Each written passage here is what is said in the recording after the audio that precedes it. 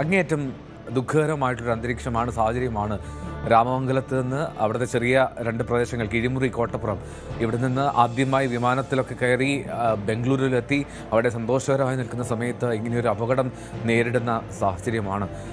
എപ്പോഴാണ് നാട്ടിലേക്ക് എത്തിച്ചത്? സ്വന്തം മണ്ണിലേക്ക് സംസ്കാര ചടങ്ങുകളൊക്കെ എപ്പോൾ ആരംഭിക്കും?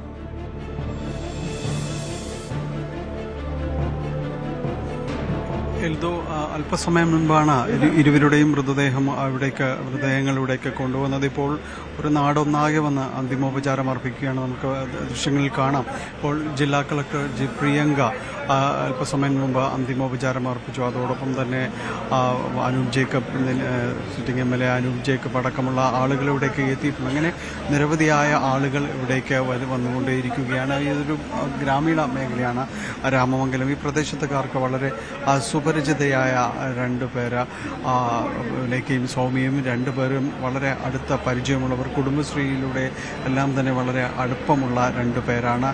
അവർക്ക് നാട്ടുകാരെ എല്ലാവരെയും തന്നെയും നേരിട്ട പരിചയമുള്ളവർ എന്ന് തന്നെയാണ് പലരും പറയുകയും ചെയ്യുന്നത്. അത് നേരത്തെ എൽദോ ഇതിൻ്റെ തുടക്കത്തിൽ സൂചിപ്പിച്ചതുപോലെ തീർത്തും ഒരു ഗ്രാമീണ സാഹചര്യത്തിൽ നിന്ന്, പിന്നോക്ക സാഹചര്യങ്ങളിൽ നിന്ന് വരുന്നവർക്ക് അവർക്കൊരു വിനോദയാത്ര എന്നതെല്ലാം തന്നെ പറയുമ്പോൾ കൂടുതൽ അത് വിമാനമാർഗമെല്ലാം ഇങ്ങനെ സഞ്ചരിക്കാൻ കഴിയുമെന്നതെല്ലാം വളരെ സന്തോഷകരമായ ഒരു അന്തരീക്ഷമായിരുന്നു ഉണ്ടായിരുന്നത്. പക്ഷേ ഇന്നലെ ഇവിടെ നിന്ന് രാവിലെ പുറപ്പെടുന്നു, കൊച്ചുവഴി ബംഗളൂരുവിലേക്ക് എത്തുന്നു. ആ സമയം അത്രയും അവരുടെ സന്തോഷത്തിൻ്റെ ആ ഒരു സ്വപ്നയാത്രയുടെ ചിറകിൽ തന്നെയായിരുന്നു അവരെല്ലാവരും. 56 പേരടങ്ങുന്ന ഒരു യാത്രാ സംഘമാണ് ഉണ്ടായിരുന്നത്. ജില്ലയുടെ വിവിധ മേഖലകളിൽ നിന്ന്, കുടുംബശ്രീ യൂണിറ്റുകളിൽ നിന്ന് തിരഞ്ഞെടുക്കപ്പെട്ട 56 പേരായിരുന്നു. ഒരു പഠനയാത്ര എന്ന രീതിയിൽ ക്രമീകരിക്കപ്പെട്ടതായിരുന്നു ഇത്.